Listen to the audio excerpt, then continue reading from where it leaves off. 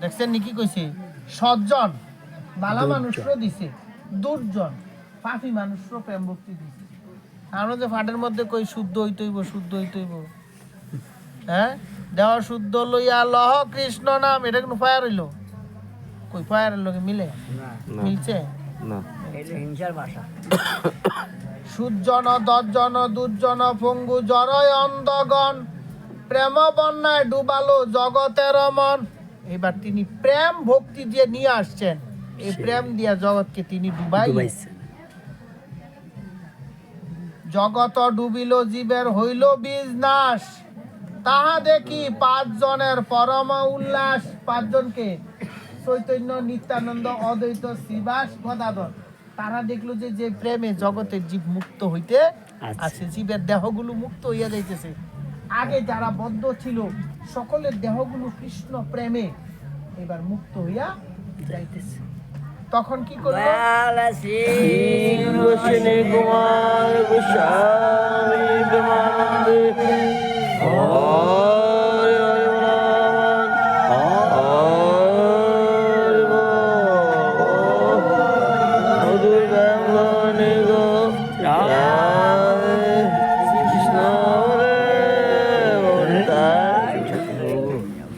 যত যত প্রেম বৃষ্টি করে পঞ্চজনে, তত তত বারে জল ব্যাপে ত্রিভুবনে।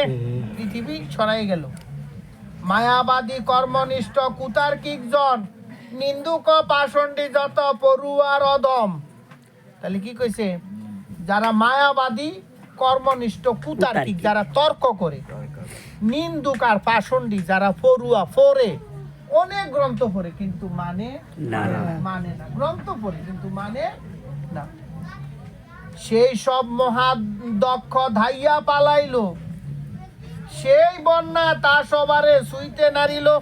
গৌরাঙ্গ মহাপ্রভু যে প্রেম ভক্তি নিয়ে আসছে, যারা তর্কবাদী, যারা নিন্দুক, যারা পাষণ্ডী, যারা পড়ুয়া অধম, তারা এই প্রেম পাইল না।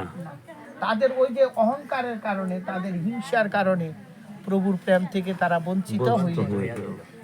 তাহা দেখি মহাপ্রভু করেন চিন্তন, জগত ডুবাতে আমি করিনু যতন। আমি কইবার কইছি আমি নদিয়ায় যাব, পাপি তাপি উদ্ধারিব, বাকি আর তো রাখবো আমি সব উদ্ধার করিলাম। তাহলে আমি যদি সব উদ্ধার করি, তাইলে তো এখানে যারা আমার দেখা ফলাইয়া গেছে তারা তো উদ্ধার হইল না, তা করে আমি কি করে উদ্ধার করি? এইটা প্রভু মনে মনে।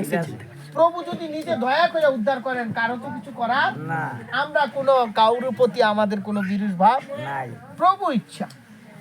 কেহ কেহ এড়ালো প্রতিজ্ঞা হইল ভঙ্গ, তা সবার ডুবাইতে পাতিব কিছু রঙ্গ। তো রঙ্গটা কি? গৌরাঙ্গ মহাপ্রভু এত বলি মনে কিছু করিয়া বিচার, সন্ন্যাস আশ্রম কইলই অঙ্গীকার।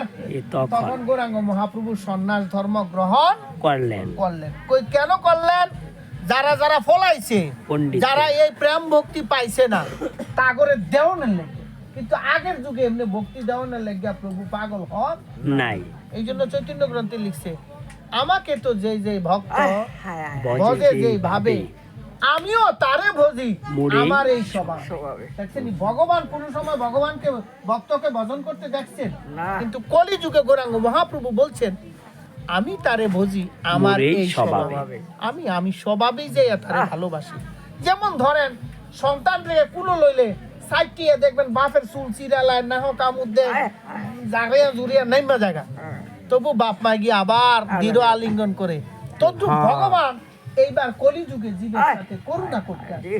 যারা এই করুণা সাগরে না ডুববে, কইছে এইবার গৌরাঙ্গের বন্যায় যে না ডুবিল, সেই জীব সার কুটি কল্পে কবু তাহার নাহি কো নিস্তার।